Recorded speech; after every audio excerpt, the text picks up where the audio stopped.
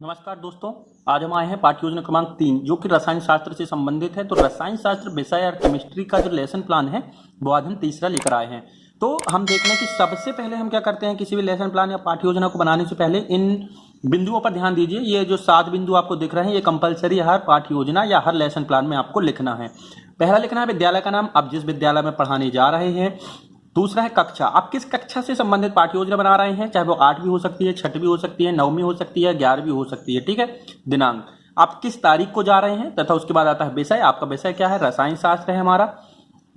यहां पर से भौतिक शास्त्र और केमिस्ट्री जो कुछ भी जिसका हो वो लिख सकता है। अवधि 30 मिनट ही होती है, मैक्सिमम 30 मिनट होती है, उससे ज्यादा भी हो जाती है, इससे कम नहीं होती है, क्योंकि किसी पीरियड का जो समय होता है वो 30 मिनट होता है।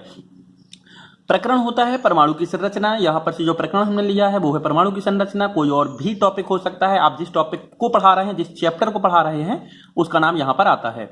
उसके बाद आता है कालखंड की पीरियड कौन सा है, दूसरा, तीसरा, चौथा या पांचवा। तो इन 6 बिंदुओं को आपको लिखना है, अनिवार्य ही है लिखना। उसके बाद हम आते हैं सामान्य उद्देश्य पर। तो सामान्य उद्देश्य हम आपको बता दें कि जो सामान्य उद्देश्य होते हैं सभी जितने भी आप रसायन शास्त्र के या केमिस्ट्री के लेसन प्लान बनाएंगे सभी के लिए समान रहेगा, क्योंकि ये विषय से संबंधित है। तो सामान्य उद्देश्य किससे संबंधित है, विषय से, अर्थात रसायन शास्त्र से संबंधित है। तो जितने भी आप लेसन प्लान बनाएंगे केमिस्ट्री के 4, 5, 10 या 12 जितने भी बनाएंगे तो सब में लेसन प्लान सामान्य हो सकता है। यहां पर हमने 4 सामान्य उद्देश्य लिखे हैं। आप 4 या 5 या 6 भी लिख सकते हैं, वो आपके ऊपर डिपेंड करता है। तो जैसे कि यहाँ पर पहला लिखा हुआ है कि छात्रों में विज्ञान विषय की रुचि जागृत करना, छात्रों में वैज्ञानिक दृष्टिकोण का विकास करना, छात्रों को विज्ञान विषय की उपयोगिता बताना और छात्रों की कल्पना शक्ति का विकास करना। लास्ट है छात्रों को वस्तुओं की गहराई को समझना। तो ये जो समान उद्देश्य है विषय और रसायन शास्त्र से संबंधित है कि हम रसायन शास्त्र क्यों पढ़ा रहे हैं। तो क्यों पढ़ा रहे हैं कि इन उद्देश्यों की पूर्ति के लिए हम रसायन शास्त्र पढ़ा रहे हैं। उसके बाद आता है विशिष्ट उद्देश्य। हम आपको बता दें विशिष्ट उद्देश्य जो होता है वो टॉपिक या प्रकरण से संबंधित होता है। जैसे कि हमारा जो आज का टॉपिक है वो है परमाणु की संरचना। तो परमाणु की संरचना से संबंधित जो उद्देश्य होंगे कि उसको पढ़ाने समय क्या क्या प्राप्ति होगी, क्या क्या मिलेगा, कौन कौन सी प्रकार का ज्ञान मिलेगा, ये विशिष्ट उद्देश्य में आएगा। तो प्रत्येक बार ये जो विशिष्ट उद्देश्य है वो बदल जाएगा, आपके प्रकरण पर डिपेंड करता है, टॉपिक पर डिपेंड करता है और वो बदल जाएगा। पहला लिखा है बच्चे परमाणु की संरचना को जान सकेंगे, परमाणु कहां और किस प्रकार स्थित है जान पाएंगे। तो इस तरीके से आप यहां पर वीडियो को पुश करके लिख लीजिए, जिससे कि वीडियो लंबी ना हो, तो हम आगे बढ़ रहे हैं। उसके बाद आता है सहायक सामग्री। तो सहायक सामग्री मतलब आपको पाठ्य योजना या क्लास में पाठ पढ़ाते समय जिन जिन वस्तुओं की जरूरत पड़ती है उसको सहायक सामग्री कहा जाता है। कभी कभी टीचर क्या होता है मॉडल भी लेकर जाता है समझाने के लिए, तो उसको भी आप लिख सकते हैं। यदि नहीं ले जाते हैं तो उसको लिखना कंपलसरी नहीं है, लेकिन चौक, डस्टर और चार्ट और स्टैम्पर तो आपको लगेगा ही पढ़ाने के लिए। उसके बाद आता है पूर्व ज्ञान। अगर बच्चा 9th क्लास में पढ़ रहा है तो वो उससे संबंधित से कुछ ना कुछ तो पिछली क्लास में पढ़ के आएगा हो गया, तो मतलब उसके बारे में वो सामान्य जानकारी रखता है। जैसे बच्चे परमाणु पदार्थ के बारे में सामान्य जानकारी रखते हैं। इन बिंदुओं के बाद आता है आपका प्रस्तावना प्रश्न। प्रस्तावना प्रश्न छात्र अध्यापक द्वारा पूछा जाता है तथा छात्र जो है उसका उत्तर देते हैं, और इस तरीके के प्रश्न पूछे जाते हैं कि जो प्रकरण है वो लास्ट में वहां आकर रुक जाए, जिसका आंसर वो ना दे पाए जिसको हमको पढ़ाना है। मतलब बच्चे के मुंह से आपको प्रकरण निकलवाना है, इस तरीके के आपको प्रश्न पूछने हैं। ये शिक्षक पर डिपेंड करता है। यहां पर लिखे हुए हैं कुछ प्रश्न और उसके आंसर, आप इनको लिख सकते हैं वीडियो को पुश करके। फिर आता है उद्देश्य कथन, बहुत ही इंपॉर्टेंट है उद्देश्य कथन। बच्चों आज हम परमाणु की संरचना के बारे में विस्तार से पढ़ेंगे। जो टॉपिक होगा उसको आप इस तरीके से लिख सकते हैं। और सबसे इंपॉर्टेंट जो पार्ट होता है, जो सबसे इंपॉर्टेंट भाग होता है पाठ्य योजना का, वो होता है पाठ प्रस्तुतिकरण, कि किस तरीके से आप कौन कौन सी बिंदुओं को पढ़ा रहे हैं और उनमें कौन कौन से कॉलम लगेंगे। तो हम आपको बता दें कि पाठ प्रस्तुतिकरण में आपको केवल 5 कॉलम की जरूरत पड़ती है, और एक चाहे तो आप क्रमांक का भी डाल सकते हैं, और वो ज्यादा जरूरी नहीं है। जैसे कि पहला कॉलम है शिक्षण बिंदु, दूसरा कॉलम है छात्र अध्यापक क्रिया, मतलब कि छात्र अध्यापक या शिक्षक जो पढ़ाता है वो इस कॉलम में आएगा। उसके बाद आता है छात्र क्रिया। शिक्षक के पढ़ाते समय छात्र कौन सी क्रिया करता है, सुनता है, बैठता है या उसका उत्तर देता है। इस तरीके से ये जो क्रियाएं होंगी छात्र के द्वारा जो की जाएंगी वो यहाँ पर लिखी जाएंगी। उसके बाद शिक्षण विधि, छात्र अध्यापक पढ़ाते समय कौन सी विधि का इस्तेमाल कर रहा है वो यहाँ पर लिखी जाएगी, और कंपलसरी है ये कॉलम जरूर लिखना है। उसके बाद है श्यामपट्टकार। यदि पाठ को पढ़ाते समय शिक्षक श्यामपट्ट का या ब्लैक बोर्ड का इस्तेमाल करता है, ग्रीन बोर्ड का इस्तेमाल करता है, व्हाइट बोर्ड का इस्तेमाल करता है, तो उसको यहाँ लिखना है। और यहाँ ध्यान रखिएगा यदि आप व्हाइट बोर्ड में या ग्रीन बोर्ड में पढ़ा रहे हैं तो उसको यहाँ पर लिखना है, हर जगह श्यामपट्ट नहीं लिखना है। ठीक है। अब हम आते हैं, शुरू करते हैं वीडियो।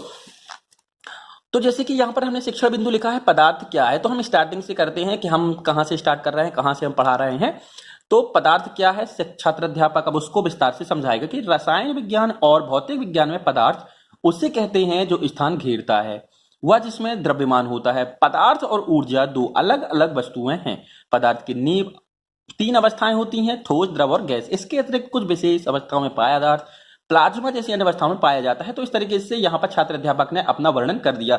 अब जब छात्र अध्यापक पढ़ाता है तो छात्र क्या करेंगे, छात्र ध्यानपूर्वक छात्र अध्यापक की बातों को सुनेंगे। और यहाँ पर विधि कौन सी लगी है, छात्र अध्यापक विधि और श्यामपट्ट विधि।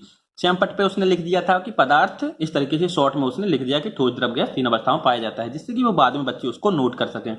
तो इस तरीके से आप वीडियो को पुश करके पूरा का पूरा लिख सकते हैं। आप यहाँ पर ध्यान दीजिएगा। जैसे कि यहाँ पर दूसरा जो शिक्षण बिंदु है वो है परमाणु, तीसरा है प्रोटॉन और चौथा जो है वो है न्यूट्रॉन। तो यहाँ पर छात्र अध्यापक के द्वारा समझाया गया है।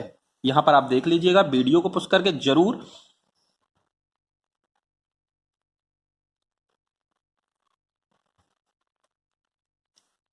इस तरीके से आप इसको देख सकते हैं और चाहे तो वीडियो को पुश करके आराम से लिख सकते हैं। मित्रों, चैनल को सब्सक्राइब जरूर करें, जिससे कि जितने भी नोटिफिकेशन है, जितने भी लेसन प्लान है आदमी विषय से संबंधित हैं, वो आपको मिलते रहें। और अन्य दोस्तों के साथ भी शेयर करें, जिससे कि उनको भी पाठ्य योजना बनाने में किसी प्रकार की परेशानी ना हो। फिर हम आते हैं, जैसे यहां पर से लिखा है प्रोटॉन, न्यूट्रॉन हो गया। और कभी भी शिक्षक यदि पढ़ाता है तो छात्र हमेशा ध्यानपूर्वक सुनते हैं। छात्र तभी बोलेंगे जब उनसे प्रश्न किया जाएगा।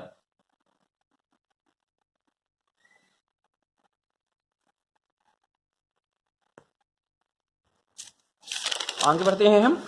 अब आप एक चीज याद रखिएगा कि प्रत्येक शिक्षण बिंदु को पढ़ाने के बाद आपको वहीं पर कुछ विकासात्मक प्रश्न पूछने, मतलब बीच में बच्चों से प्रश्न पूछने हैं, जिसका उत्तर बच्चे देंगे, जिससे कि आपको ये पता चल जाएगा कि आप जो पढ़ा रहे हैं वो बच्चों को पूरा पूरा समझ में आ रहा है या नहीं। तो यहां पर आप ध्यान दीजिएगा, जैसे कि यहां पर 3 या 4 विकासात्मक प्रश्न पूछे गए हैं, कम से कम 3 तो आपको पूछना ही है।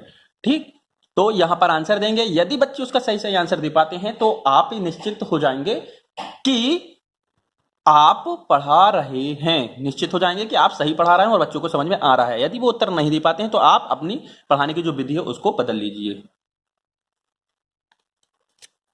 इस तरीके से आप ये। फिर अगला शिक्षण बिंदु आ गया उदासीन परमाणु। तो यहां पर आप वीडियो को पुश करके लिख लीजिएगा, जिससे कि वीडियो बड़ी ना हो, इसलिए हम डिटेल में नहीं बोल रहे हैं। आप वीडियो को पुश करके आराम से लिख सकते हैं।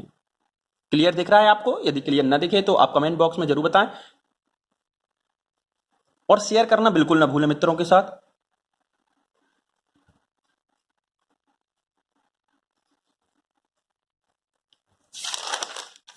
फिर आता है अगला बिंदु मूल्यांकन प्रश्न। ये चेक करने के लिए किया जाता है कि आपने जितना भी अभी तक पढ़ाया है इसका आंसर जो है वो तुरंत कक्षा में छात्र देंगे कि भाई आप बच्चों को समझ में आ गया या नहीं आया। फिर निरीक्षण कार्य और गृह कार्य। गृह कार्य में आपको 2 या 3 प्रश्न ही देने, ज्यादा प्रश्न नहीं देने हैं, और लास्ट में आपको इस तरीके से कक्षा निरीक्षक और पर्यवेक्षक के हस्ताक्षर करवाने हैं। तो मित्रों आज के लिए इतना ही। फिर हम आते हैं अगले लेसन प्लान पर। धन्यवाद।